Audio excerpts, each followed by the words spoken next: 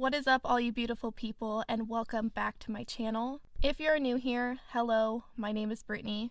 My sister, Jessie Grace Moore, went missing from Wenatchee, Washington on June 20th of 2016 when she was only 23 years old. The day Jessie went missing, a video was taken of her at Centennial Park where her head was shaved. To this day, we do not know if Jessie did this to herself or if someone did this to her. She is dressed in clothes she would not normally wear, as you can see in this picture. Also, none of her belongings are with her, which was out of character for Jessie. After she is seen on camera at the park, she begins walking southbound on Wenatchee Avenue, and it's as if she vanished. She has not accessed her bank account or used her phone since June 20th. Jessie is listed as an endangered missing person, and my family and I believe 100% that Jessie was met with foul play. An official suspect has never been named in her disappearance, but her case remains open to this day.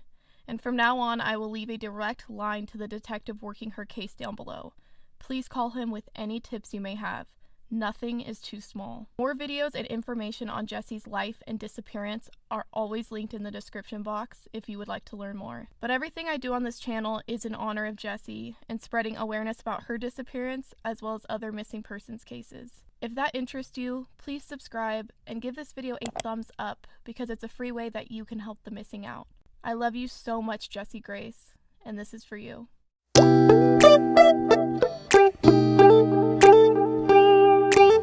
The Great Smoky Mountains National Park is the most visited national park here in the United States. Over 500 million people have traveled to see the Blue Haze since the park's opening in 1934. These mountains and rivers were first inhabited by the Cherokee Indians, who coined their homeland Shakanoti, or the Land of the Blue Mist. The Smokies straddle the border between North Carolina and Tennessee, with over 500,000 acres to explore within its boundaries. The Appalachian Trail makes up 70 miles of the Great Smokies, but there are 850 miles total of trails and unpaved roads. Hundreds of people have gone missing from here, with the majority of them being found. However, there are 5 people who have seemingly vanished in these wild lands, with 2 of the disappearances being that of children. Here is one of their stories.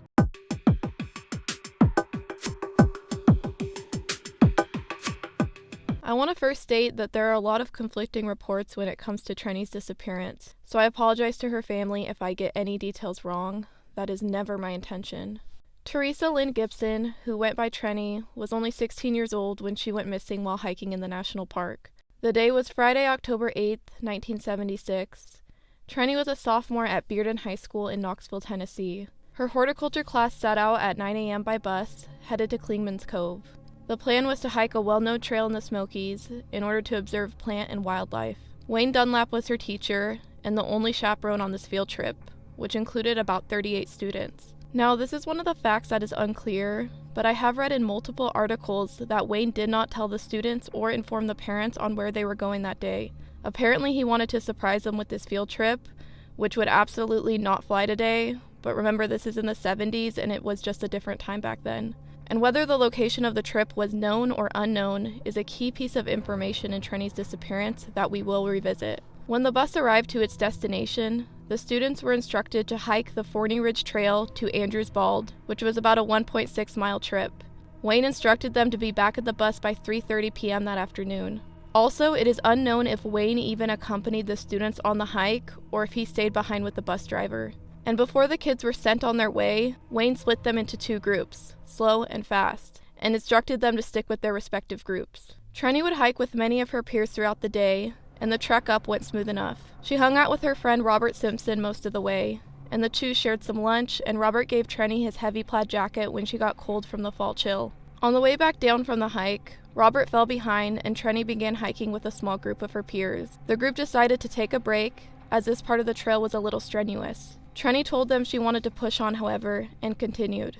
The parking lot was only a half-mile to 3/4 of a mile away at this point in the hike. Some of the students claimed to have seen Trenny bend down, turn to the right, and walk off the trail, as if she were there one second and gone the next.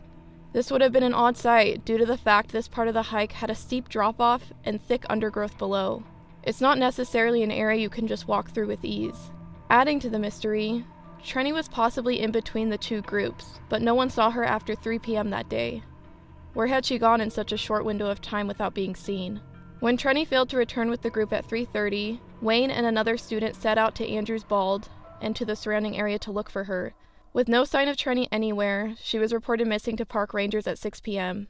But bad weather began brewing, with wind, fog, and a heavy rain making search efforts difficult and dangerous. And we see this a lot after someone goes missing in a national park, a storm rolls in, which is very interesting. Search and rescue covered what they could that night, and a formal search ensued the following day on October 9th, with a total of 756 people looking for the 16-year-old girl.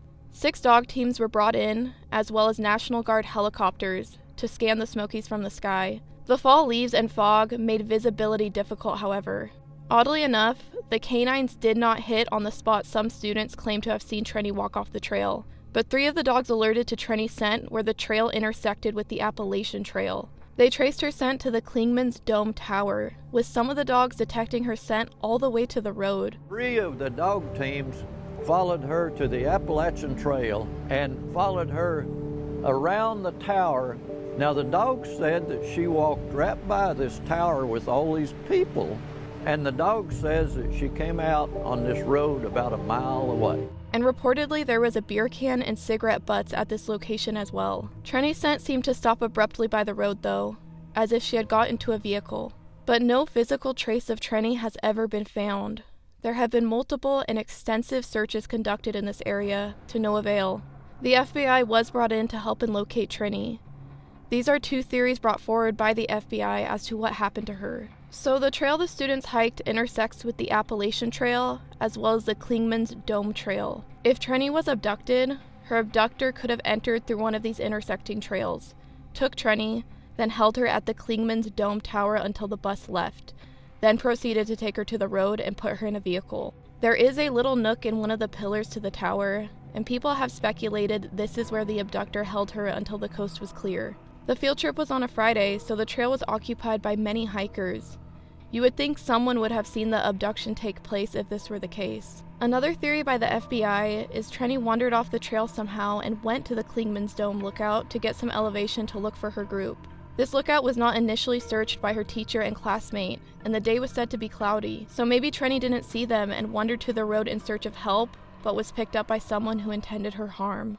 Obviously, both of these theories involve foul play, and I want to mention that Trenny's parents do believe that she was abducted that day. Trenny's friends, however, have stated they believe Trenny ran away and had planned the entire thing. And according to the website Canadian Girl 77, here are the reasons why it is unlikely that Trenny ran away. Number 1, Trenny had no clothing or purse with her that day. She had left her purse in her mother's car that morning when she dropped her off at school. Why wouldn't you at least take that with you if you were planning on running away? Number 2, Trenny had $200 in her drawer at home and $1,000 in her bank account. None of this money was taken along with her that day. Number 3, if Trenny wanted to run away from the park, why bother hiking to Andrews Bald and back first? Why not just leave from the Klingman's Dome parking lot, or from home for that matter? Number 4, no hints were dropped prior that she had planned to leave. Number 5, Trenny would have had to have known the destination of the trip in advance in order to arrange for someone to pick her up and take her out of the park. She also would have had to have a location plan to meet her ride. She was not experienced in the park in regards to these locations. Number 6, Trenny was wearing a fellow student's jacket. Number 7, Trenny's older brother Robert was home on leave when Trenny vanished. He was in the Navy and Trenny hadn't seen him for a while. He and Trenny were close and she was enjoying his visit.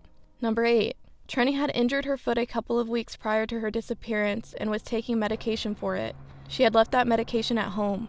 The medication was an antibiotic in nature, as she had punctured her foot on a small stone, jumping hurdles in the backyard, but she was not taking painkillers. Number 9, Trenny had never visited this park before or gone on an all-day school field trip.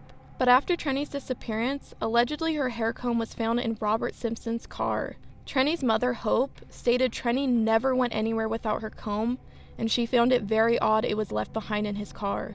Police never considered him a suspect, however, considering he was on the hike that day. Trenny had been threatened in the past by a classmate named Kelvin Bowen.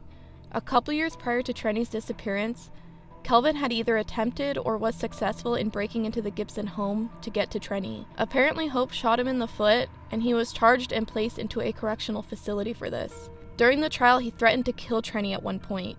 and some of Trini's peers claimed Kelvin had followed the bus that day in his car.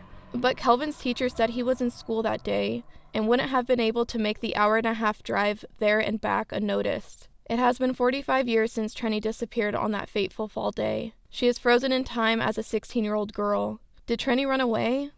Was she abducted? Did she get lost somehow, wandering off the trail and possibly succumbing to the elements, never to be found? Her disappearance remains such a mystery, with way more questions than answers, unfortunately. Whatever happened to her, I hope her family receives answers and are able to get some closure after all this time.